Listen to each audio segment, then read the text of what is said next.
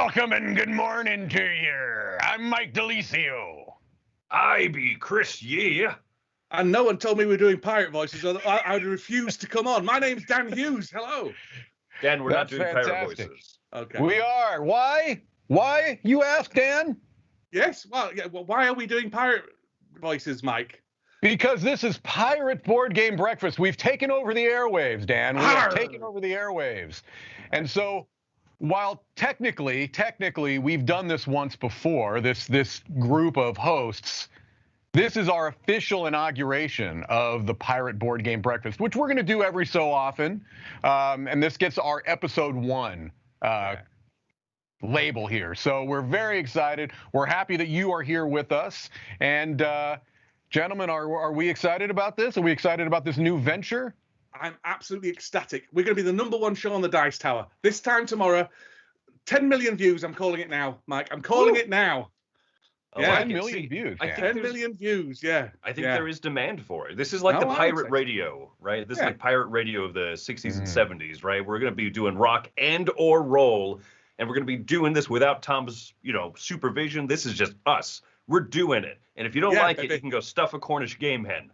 Tom, am I allowed to say that? Yeah? Okay. Yeah, we're good.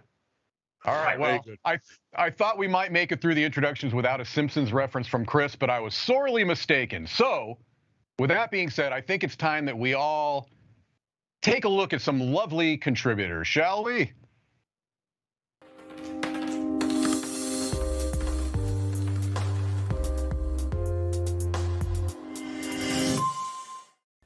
Good morning, everybody. Good morning, happy breakfast. Today we are looking at The River.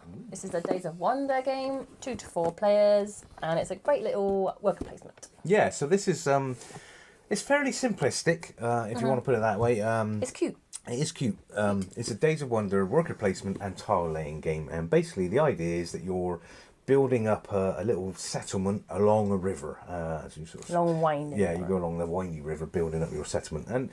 And you're basically trying to build buildings by worker placement, collecting resources and then trading those resources in to build buildings. And the buildings give you victory points. And the one with the most victory points when you kind of get to the end of the river is the winner kind of thing. It's fairly straightforward. Yeah. It's fairly simple mechanics. There's general sort of worker placement mechanics. But it's a really nice little game. Yeah. It's a nice filler. It's sort of 30 to 40 minutes to play. Well, a 2-player game anyway. Genteel. Yeah, it's very pastoral. Yeah, it's got lovely colours, lovely sort of pictures and stuff on the cards and stuff, and on the tiles.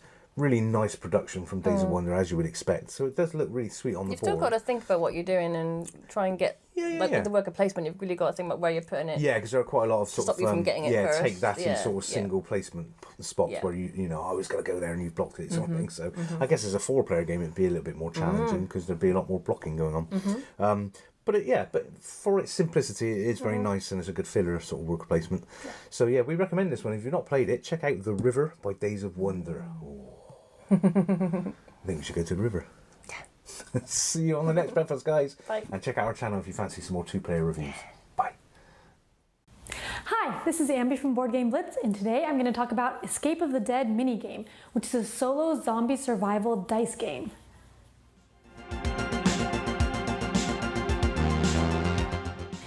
The goal of the game is to try to fix your car before you get overrun by zombies and your barricade dies. You have 4 dice that you're going to be assigning to different parts each turn. You can either kill zombies, fix the barricade, or fix your car with your dice. Once you assign your dice, you roll to see if you succeed. And to kill zombies or fix the barricade, you need 3 or higher to succeed. But to fix the car, you need a 5 or 6. So it's harder to fix the car than to kill zombies or fix the barricade. Also, as your car gets more and more fixed, more zombies spawn each turn. So it's harder to manage the zombies as the game progresses. Each time you kill 10 zombies, you get a bonus of either clearing the field of zombies, fixing your barricade 3 times, or fixing your car once, which is great when you kill a bunch of zombies. But when there are a bunch of zombies spawning all the time and you don't roll well, so you don't kill them, you can quickly get overrun and die. Overall, Escape of the Dead minigame is a quick solo dice rolling game for when you want to kill some zombies. Thanks for watching Board Game Blitz.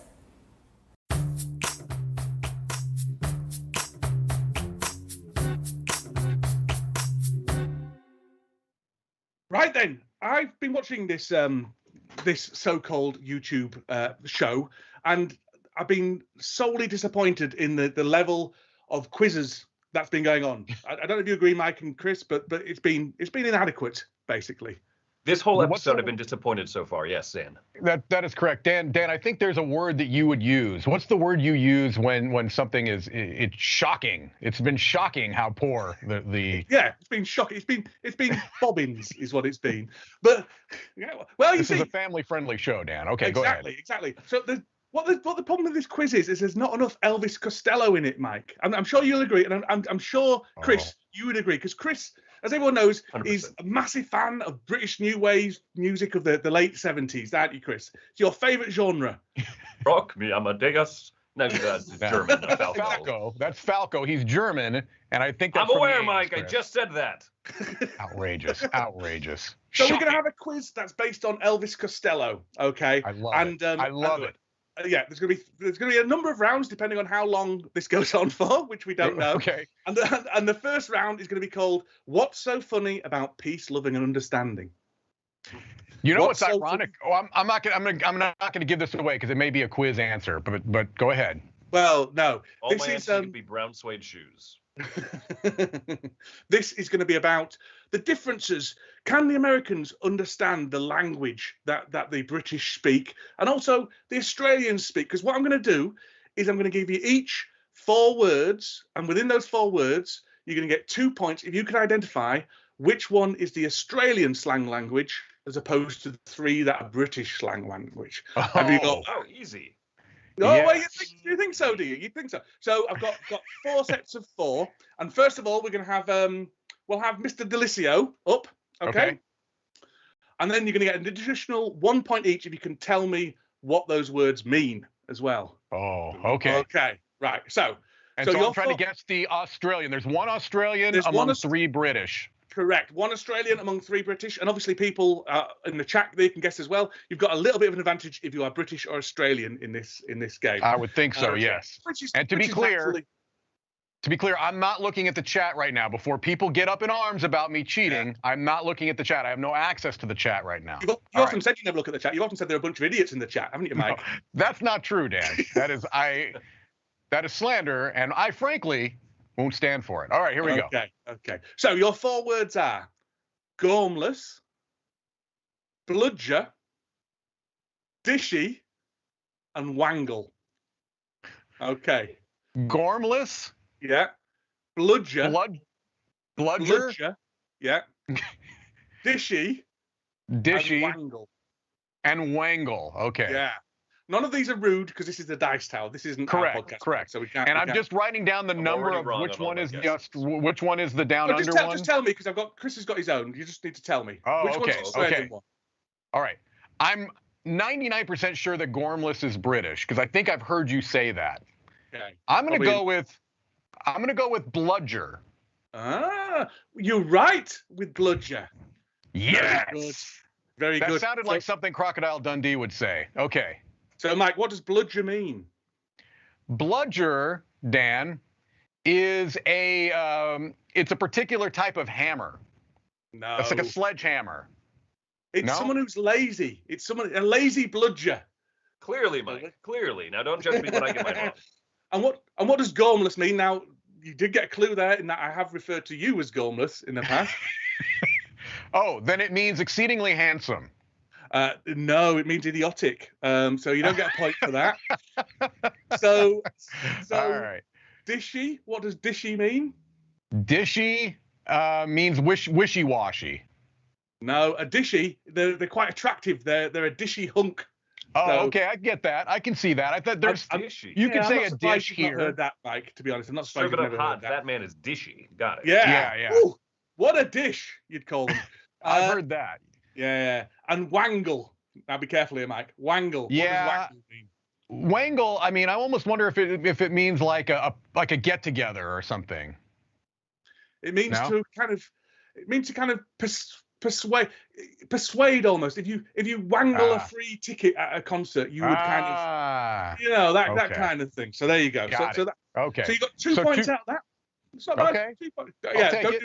we're not doing hand signals either, Mike, because that means a particular thing in British as well. Oh, sorry. Yeah. That was a 2 for 2 points. Yeah. Fair enough.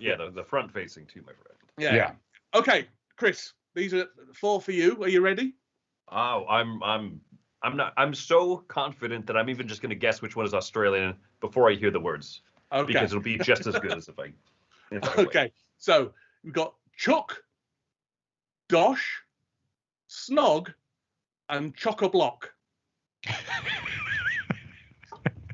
Chuck, Dosh, Snog, and Chock-a-Block. Which one of those is Australian? Chris wants you to spell the first word. Oh, okay. Chock-a-Block, no, that's British, Chris. I even know what that means, Chris. I even know what that means. You gormless fool. You see? This is how it works. See, I now know what that means. Yeah, exactly. So, Chris, what does Chuck mean? Chook. Oh, that's the Australian one, by the way. Chuck is the Australian one.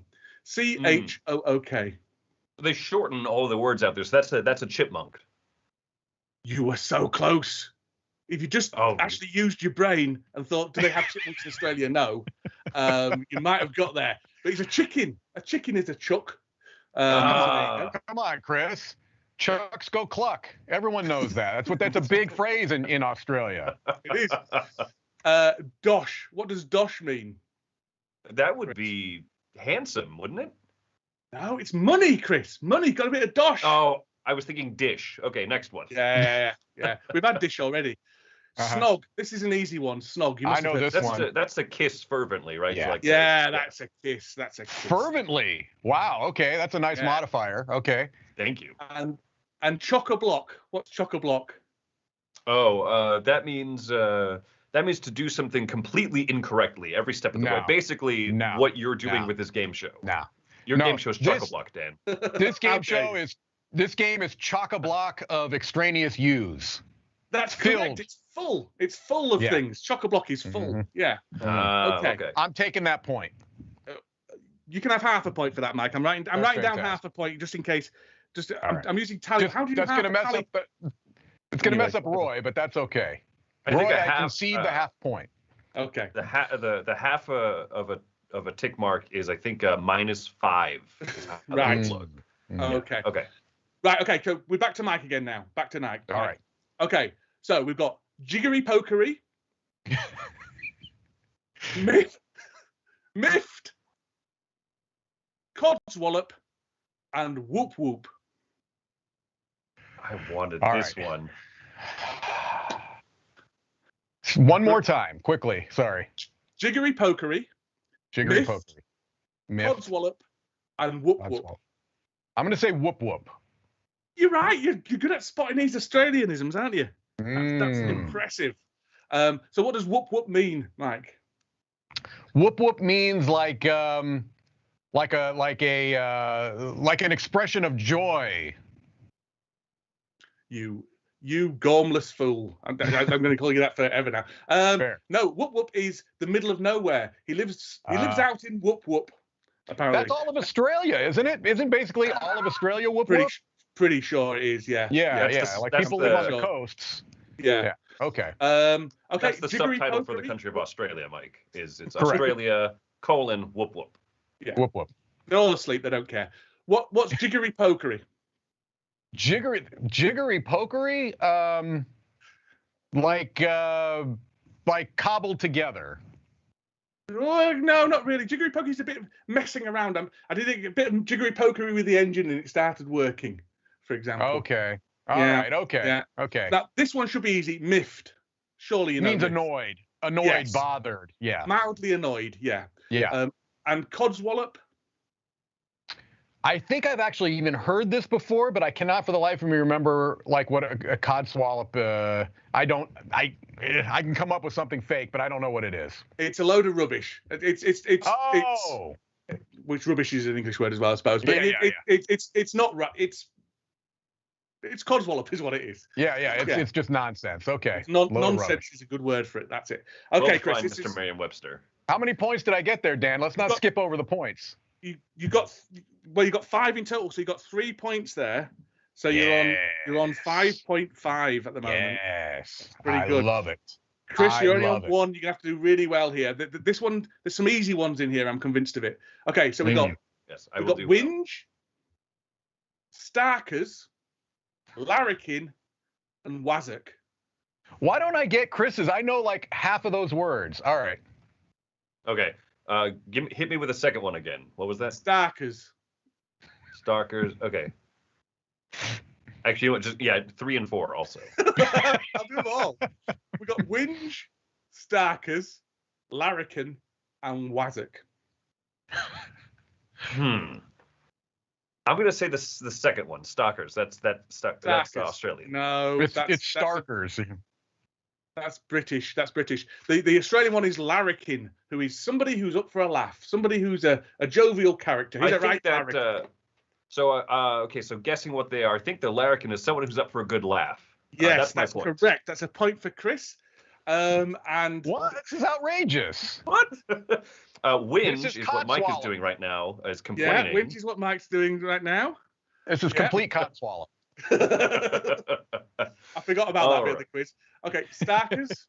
Starkers is that's a nice type of cracker, or as you would call it over there, a biscuit chip that you would. It would have to be a naked cracker, Chris. It would have to be a naked, completely naked cracker is what it would have to be. Yeah, you don't dip it.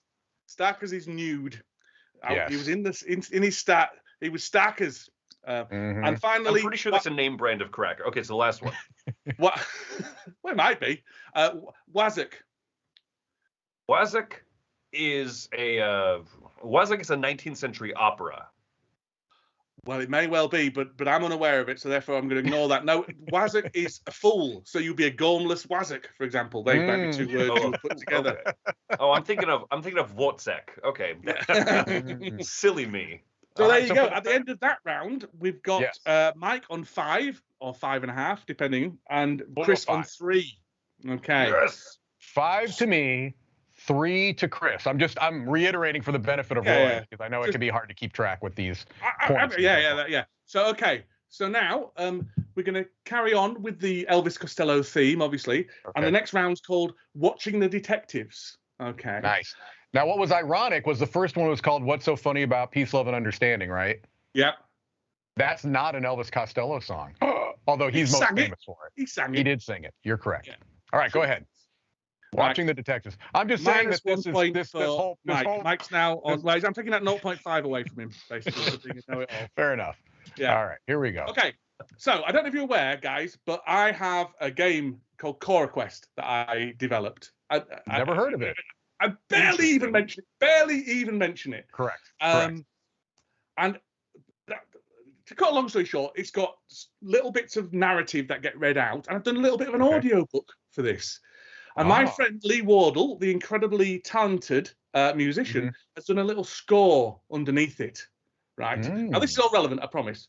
And for one of the adventures, he's decided to make his score entirely of parodies of TV detective themes. Okay. Oh. So for this round, you will be listening without my speaking on. This is Saul's narrative, as the French might say. Oh. Okay. Où est la plage? Omelette du fromage. Yeah. Je onze on. Anyway, this is without the narrative. This is just the music. So, Mike, you're up first. Yes. Okay. This is a tricky one. And unfortunately, Chris, because both Lee and myself are men of a certain age, you might have no chance in this whatsoever because these shows may be faintly dated. This is going to be the trickiest one, Mike, or the second trickiest one possibly. So I'm going to use the high-tech method of holding my phone up to the microphone. So let's fantastic. See. High fidelity, which is another wireless transmission of audio. Here we go. Mike, who's this?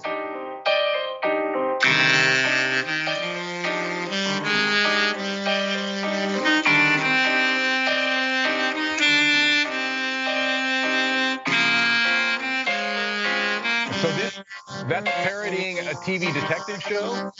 It's parodying. Now, it may be, the reason this is difficult is it's maybe a British TV detective show. Oh, come on! Not my fault, you're not British. It's not my Are you fault. kidding me? All the other right. ones are American. So this may be a Brit. You've given me a hint there. Yeah. A British detective. I'm going to say. Oh, hang on. Before I've also given you another hint earlier on, subconsciously, on the introduction of this. Is that when you called him Gormless? No. This is yeah. Oh man. I'm going to say the Hercule Poirot mysteries. I have no idea. Correct. Are you Mike. serious? Yes. I completely just made that up. You're going to have 2 points for that because that was impressive. Yeah. The Poirot. Wow. Poirot. Yeah. Because I'm speaking French, you see. Speaking French. Oh, okay. That was. I was just thinking, okay. Connection, Mike. No, but I did make the connection to. I'm thinking, okay, what would be a British detective show? So, wow. Right. Okay. This is going to be Chris's hard one. Okay. It's not quite as hard, but I find this hard because I think it's a hard one. Right. Are you ready, Chris? I am ready.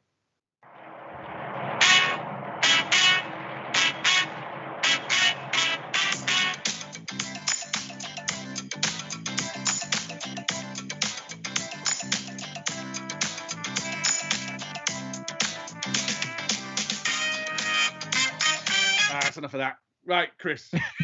Shaft. No, not Shaft. That was not a TV detective show.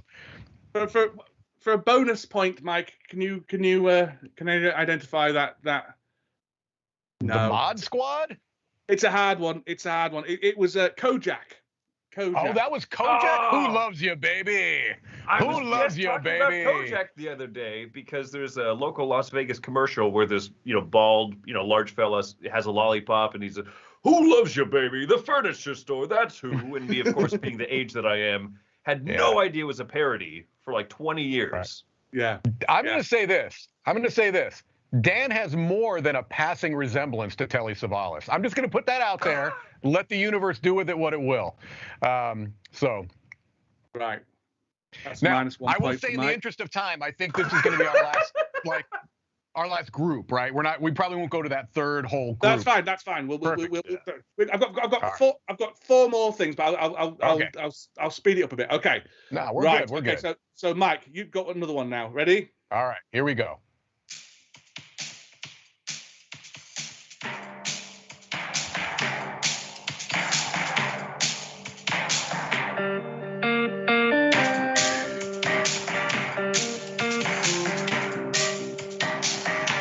Have you got it? I think it's Hawaii 5-0. It is Hawaii 5-0, yes. Well done. Well done. Right. It's another 2 points for Mike. I want to put it out there, though, for the people that are getting ready, that are probably already skewering me in the chat. Both Kojak, which I didn't know, and Hawaii 5-0 are before my time. I do remember the reruns coming on.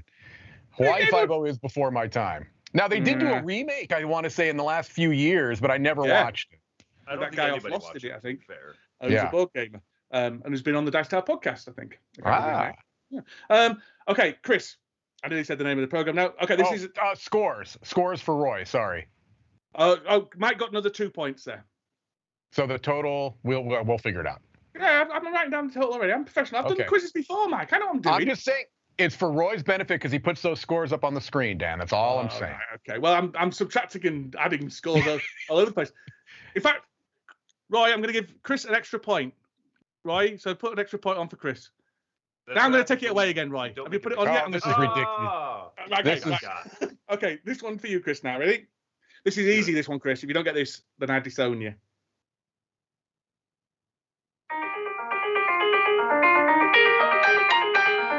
This is easy, Chris.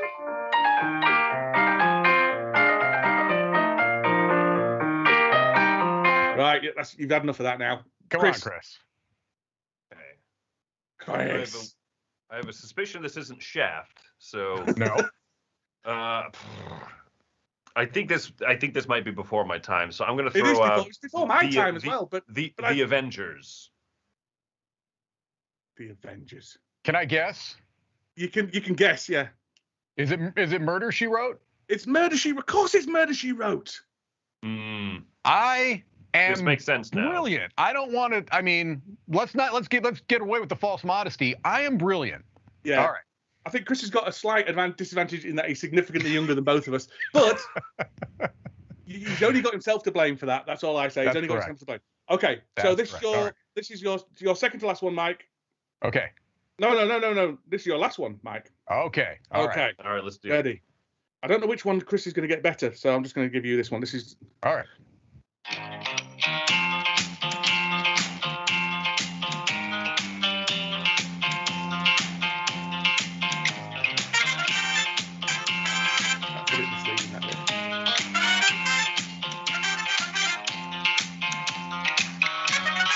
Right. If you haven't got it by now, you won't get it.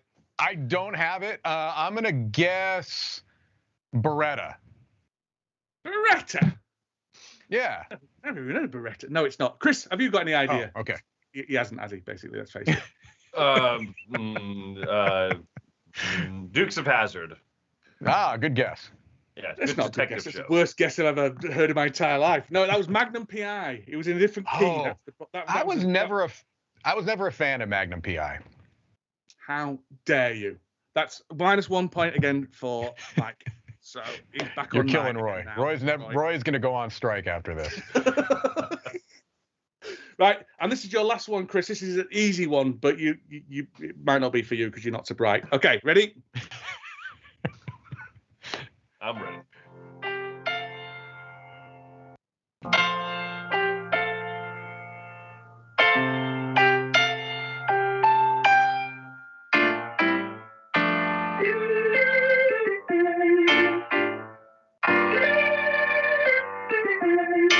Right, that's enough of that. You should know that now, Roy. Not Roy, Chris. Roy should know it as well. Roy knows it too. It's yeah. Pokey hair. No, that's the Incredible Hulk with Lou Ferrigno. Chris, that's clearly Cheers. Come on. Really? What is it, Dan? Don't know that one. I don't know that one. No. I do, Dan. It's like super familiar. It's super familiar to me. Go on, Mike. What is it? I can't think of it. It's Hill Street Blues. Hill Street. I was thinking St. Elsewhere. Yeah, one of the most beautiful songs, along with Taxi, one of the best theme tunes in the whole world. So that was that. That was the quiz. We won't do the second bit, which was excitingly entitled New Amsterdam, but you'll never know what that is about. You could save it for the next one, Dan. I could do. We could do. That's all I could do. I could just do constant Elvis Costello I love it. Quizzes. So yes. So what was the final score for the benefit of the listeners and Roy? I'm sure has been at wit's end trying to keep up with what points you've got going on. The final score is Mike has 9 and Chris has 3. Yeah. Let's ruminate on that for a moment. I love that 9-3. So yes, that's fantastic. Look, 9 points. I'm just going to say 3 points is a young man's game. We'll put it that way. Right? All right, Dan. Lovely job. What's next? What about some contributors? What do you think? Yeah. All right.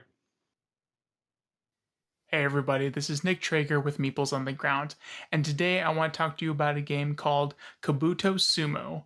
Let's get into it.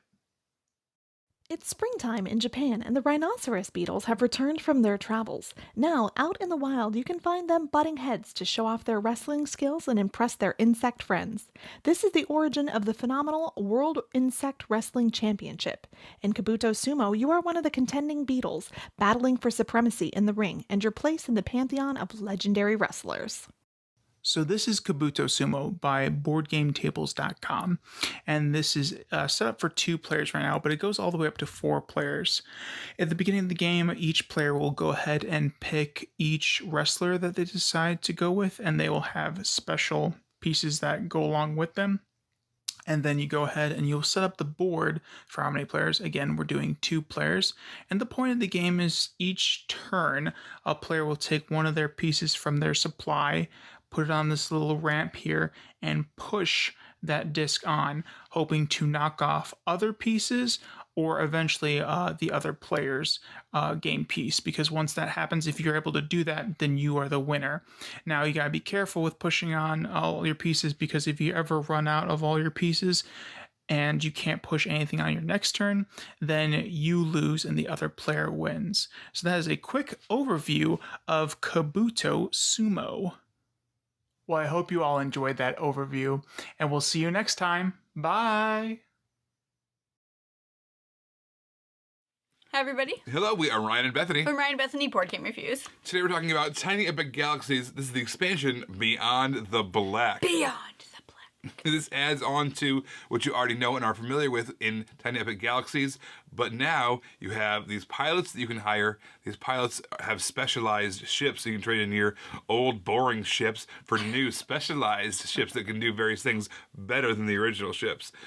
Also, you have these exploration tiles, these exploration cards that, you might know, maybe you're going to find a whole new planet and get some points. But maybe you're going to have some crazy black hole that's going to suck your ship into a vortex and whatever, I don't know. But the point is, you're going to explore the deep, dark space. It was fun to have these pilots because they had different abilities, which sometimes made them more powerful doing different things, but also some of them would only do things on certain ships. And you had to roll certain dice to get the certain ship. So you might really want this pilot, but you just can't roll the dice you need for that pilot. So it felt a lot like, the base game of needing to roll a dice that you're just not getting. But it is cool in that regard, too. The more dice you get, the more likely you are to hire pilots, the more likely you are to be able to kind of get the resources you need. And there is always a converter, which is in the base game as well, being able to turn things into the things that you need, but it costs some extra dice. Yeah, so this was a fun expansion. I liked adding it to it. We could probably go either way of adding it or not adding it, but I did enjoy it, and I liked playing it all together. Yeah, this is, we've been talking about a lot of the Tiny Epic games as we're kind of going through this year, and this was a fine expansion. Like I said, you don't need it, but if you already have kind of been playing the base game a ton and ready for something new, you might want to check this one out. Well, everybody, if you want to hear more from us, you can find us on Facebook or YouTube or Ryan Bethany Board Game Reviews. This is Ryan and Bethany, hoping you have a happy, healthy breakfast. Bye everybody.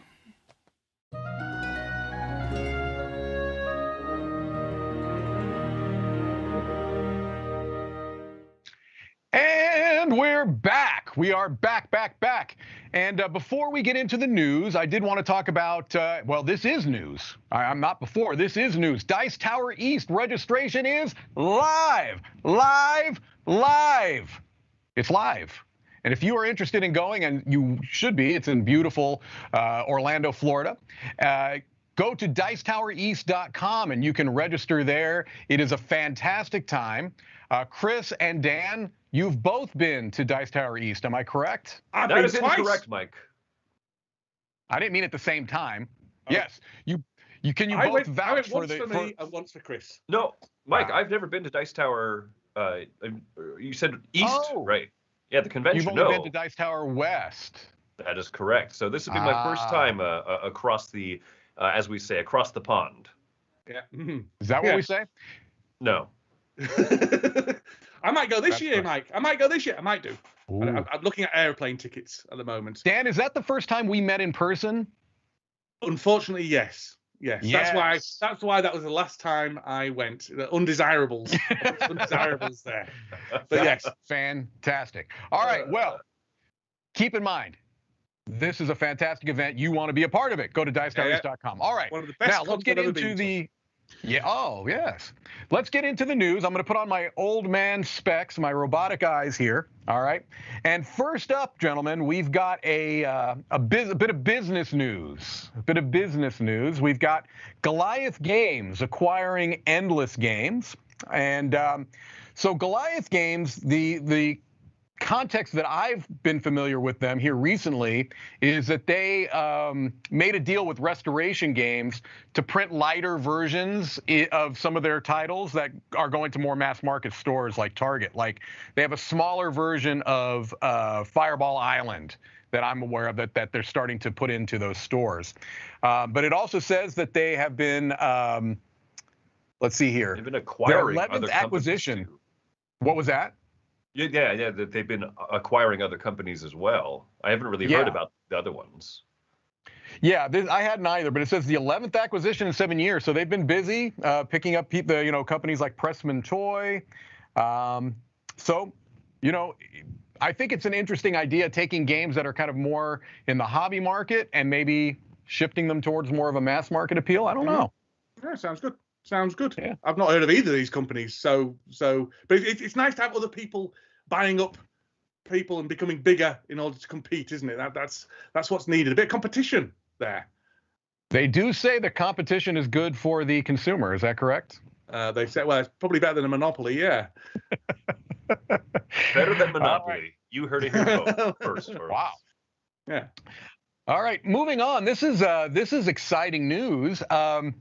Lucky Duck and Van Ryder teaming up for something. Now, this is just a teaser right now. We don't really have a lot of information. It's called Dark Quarter, all right? And so they've got this little teaser image here that they've been sharing on social media and elsewhere. Looks like it's set in New Orleans. Jazz riffs leaked out of the French Quarter, valiantly trying to pierce the sweltering air. The summer of '81. Now, they don't say which '81. Did you notice that? Oh, yeah. Yeah. Which 81? It's a Bryan Adams song, isn't it? Which one's would it be, Mike? No, that's not a Bryan Adams song. They're making a board game of the Bryan Adams song. It's quite innovative. Elvis Costello, Bryan Adams, all the hits are here, folks. Nothing but the newest, hottest hits. Yeah. This looks interesting. I just hope it's not going to be Cthulhu. That's all. I hope it's not going to be and there's a mythos underneath it. I hope it's vampires or something a bit more innovative than Cthulhu again. Lucky Duck are quite innovative, and Van Ryder innovative. So hopefully they won't go down the same old tropes. Well, these are two great story-driven game companies, right? Yeah. Yep. And Lucky Duck particularly has impressed me a lot with their last couple of games, and so I'm immediately interested. Van Ryder, I like their stuff. I haven't tried, interestingly enough, Hostage Negotiator, which is probably their biggest title. Is that would you say that, Mike? Probably, and their graphic novel adventures, which is probably a little more in line with what this is going to be doing. But yeah, for sure. Yeah. And then they released that song Jump as well, didn't they? They released Jump. That was good. No, that's Van Halen. Right. Keeping up with the current music trends. Yes. That's 1984, not 81. Right. Okay. You guys are killing me. It's a cooperative game with a dark, gritty, mature narrative. But it's going to be it's going to have app integration. It says groundbreaking app support featured in Chronicles of Crime and Destiny. So my guess, and it's only a guess, is that Lucky Duck is going to be probably handling more of the app-driven element, where maybe Van Ryder's handling the narrative element. Just a guess. Yeah. Like see how it unfolds. And it says this is coming to Kickstarter in 2022. We don't usually talk about stuff, but this is kind of leading up to it. So interesting. Oh, this is that's a big gap for this teaser versus even the Kickstarter. Okay. It's Halloween. That's why there's a theme to all this news. Halloween is right, Dan. I think you're right. All right. Next up, we've got HeroClix news. I've never been involved with HeroClix, but I will tell you, I know that people still care about this. And I think a lot of people are going to be intrigued by this. You've got WandaVision, The Falcon and the Winter Soldier, Loki, What If characters that are going to be featured in a new HeroClix set. So the kind of the Disney Plus shows that are quite popular, I would say. And so you're going to have these. Now, again, I don't know if either of you have played HeroClix, but I get the impression that this is something where you can kind of do like Marvel characters versus you can kind of you can mix it up. I can't turn the dials around. That's why I've never played HeroClix. I can't turn the dials, Mike. Yeah. I think much like all the TV show theme songs, this might have been big before my time or something, before I was, into the hot, but like it's still around obviously, but I don't think it's in its heyday. But I will tell you, I am considering throwing money at that Loki Gator because the Loki Gator is pretty legit. Great. It says these are going to release in March of next year. So if you're interested, keep an eye out for that. All right, moving on. Next, we've got some puzzle books. I've been seeing more and more of this type of a thing where they're taking board game properties and kind of leveraging them into more puzzly type things. They've already done this with Catan. I said Takan. Catan, and now they are using Ticket to Ride and Unlock to create puzzle books based upon those series of games. It says the Catan puzzle book was 100 puzzles, and these will likely also have 100 puzzles as well. So I don't know. Does this sound of interest to you guys? Yeah, well, the Unlock thing feels like it's come full circle because it feels like that kind of started in puzzle book type territory. Yeah. Certainly those kind of adventure puzzle books have been around for a long time. But I think Unlock sounds like a great Ticket to Ride feels like a cash in to me, but that's my cynical head. But Unlock really feels like it will fit. I'm right there with you, Dan. They did that Ticket to Ride, the car logic puzzle. The logic puzzle. I feel like that was a more logical step for Ticket to Ride to a puzzle type thing, whereas Unlock is going to be really, I think it'll be really charming in this puzzle. Yeah. So that's the one I'm interested in. And it releases in the UK today, Dan. So you can go to your local haberdashery and pick this up today. Yeah, I'm off.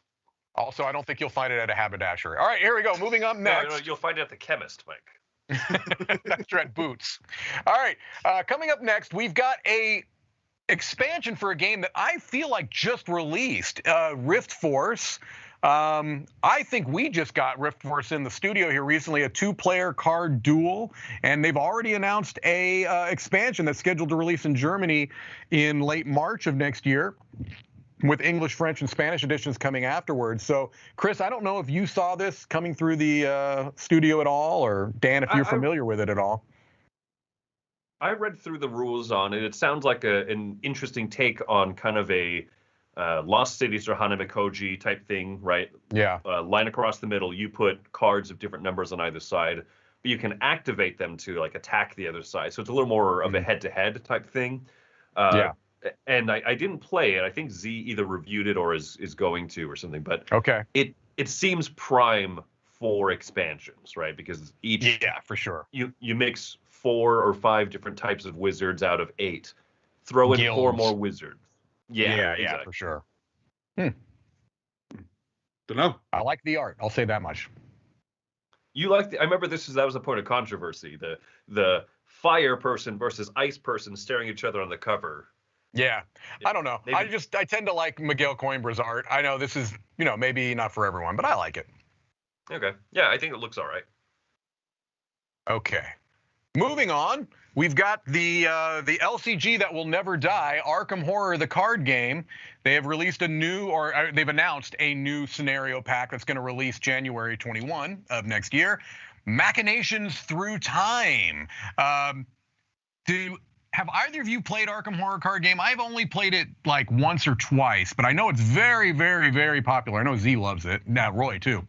I've played it. It is very, very good. I'm not very good at deck building, so I ended up just making progressively worse and worse characters until I couldn't get through anything. Basically, but is this going to be one of the first ones that, because they've stopped doing big long, like 5 or 6 month releases, with little packs all the way through, and start doing one-off scenarios? Is this going to be one of the first ones of those, or have they already started doing that, I wonder? I'm not sure. It says a standalone cooperative scenario. Yeah. It says it's a standalone cooperative scenario or can be added to a campaign. So, who knows? As a person, I've never played. This is one of the games I do want to get played because of of all the good I hear about it. But from a somewhat outsider perspective, it's so hard for me to want to jump in because I feel like they keep changing the form factor of the game. Right. Like this looks like an individual little blister pack.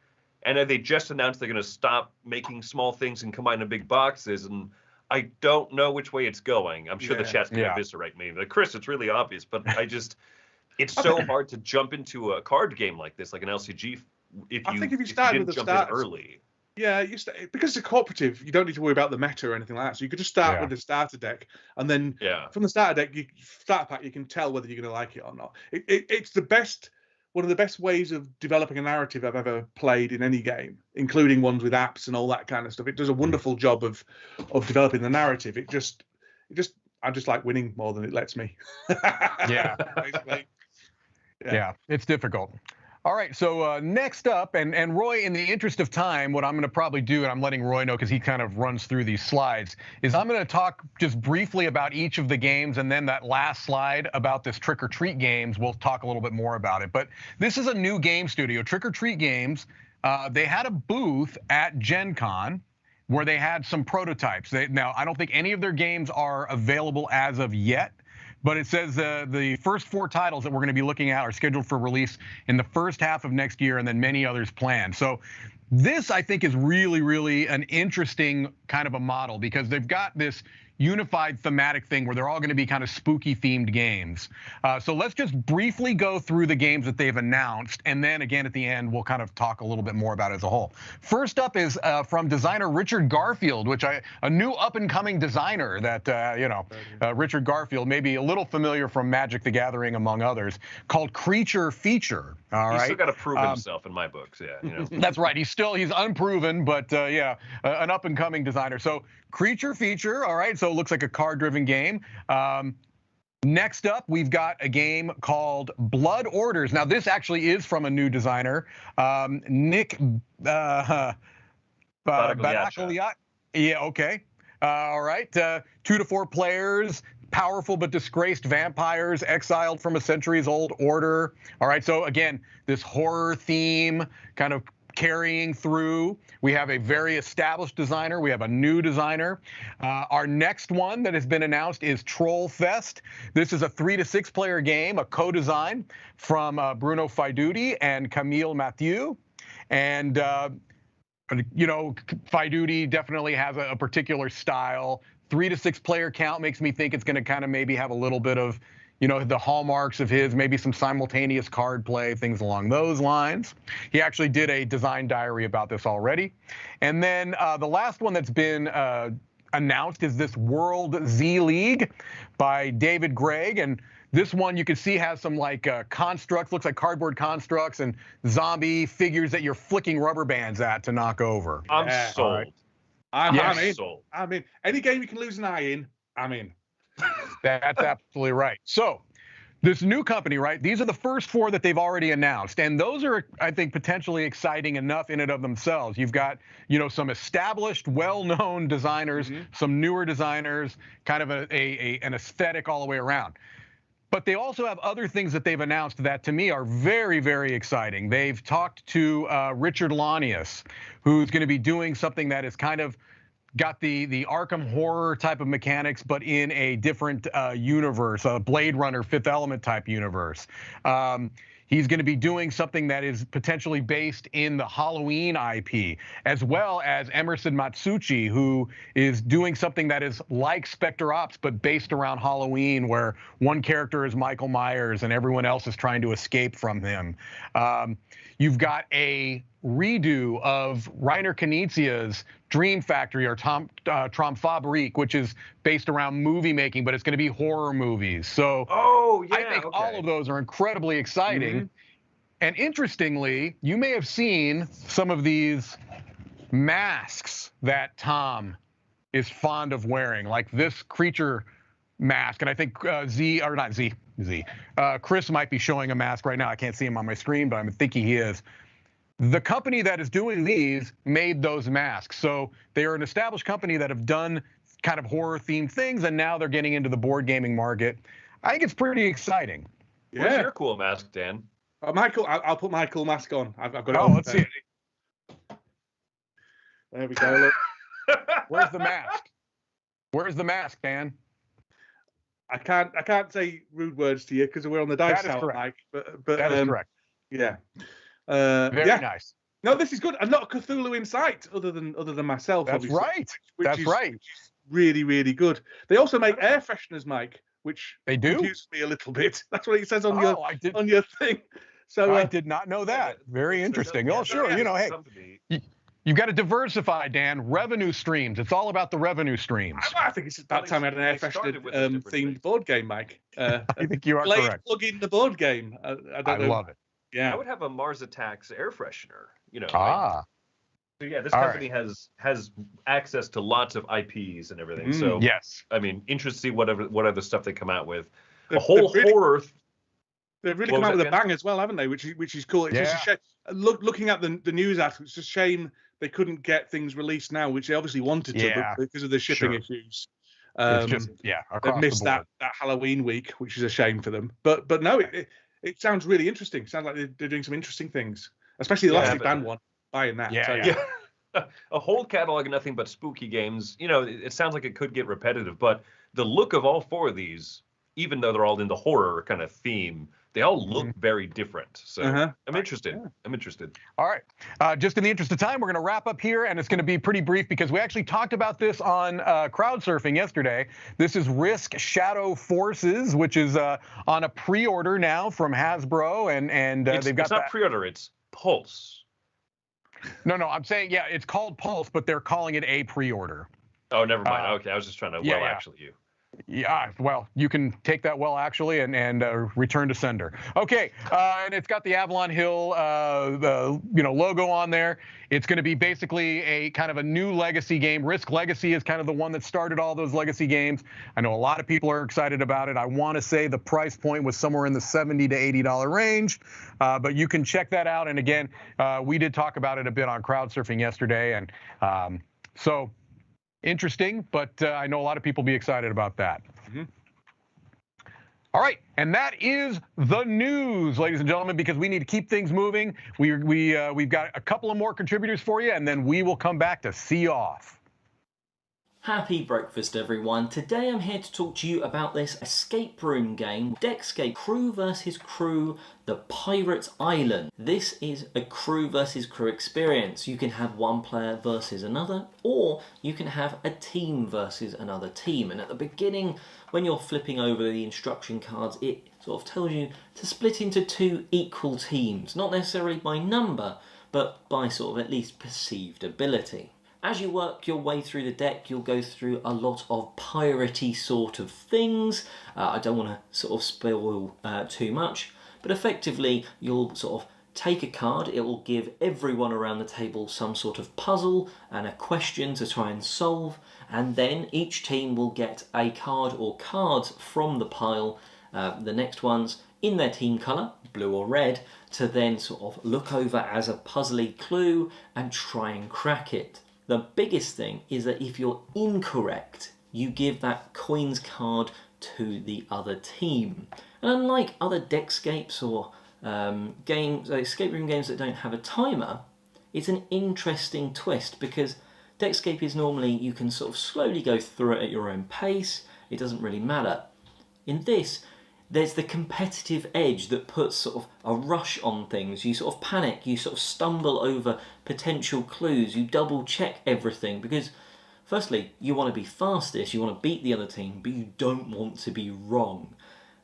It's got a cool pirate theme. The sort of the artwork certainly brings that theme through. You're doing stuff with like treasure maps and things to do with treasure. Not saying anything more than that, but it was a good, fun little experience. I'll definitely be passing this one on so others can enjoy it. Yeah, Deckscape, Crew vs. Crew, The Pirate's Island, good fun. And until next time, have a great day.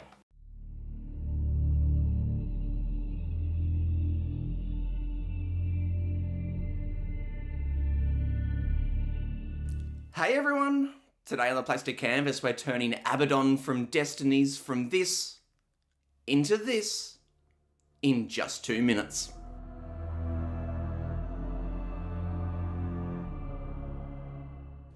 Hey everyone, Matt here from the Plastic Canvas, and today on 2 Minute Mini we are painting Abaddon from Destinies. Now, the main thing when painting Abaddon is that I just really wanted to create just this super menacing and imposing looking figure, because this guy absolutely towers over every other mini in the game. And so I wanted to keep really dark, gritty colours that were going to make him look really threatening. Now, one thing that helped make this be quite a bit of fun to pull off is that in the game, there is actually pretty much no artwork at all for Abaddon except for what's on the box cover. And one part of the artwork on the cover that really stood out to me was his sword and how it looked like it had this kind of almost lava-like effect running through it.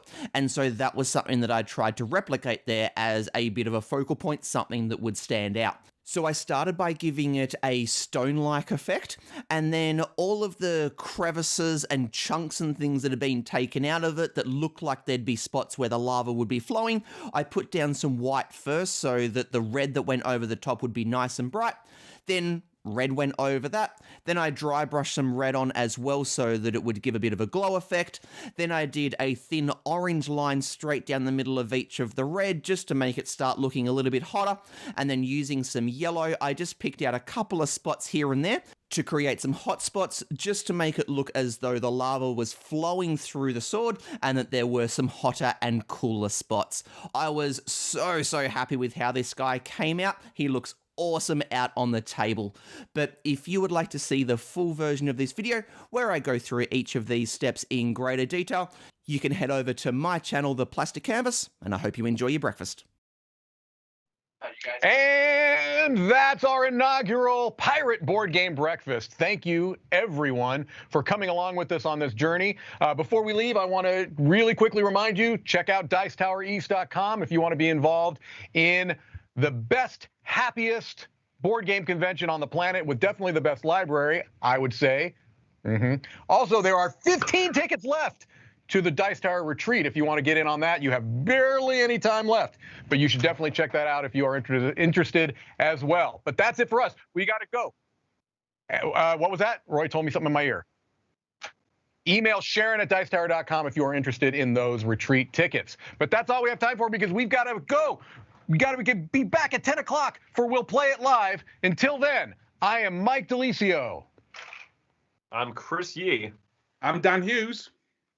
And you've been watching Pirate Board Game Breakfast on the Dice Tower. Arrgh.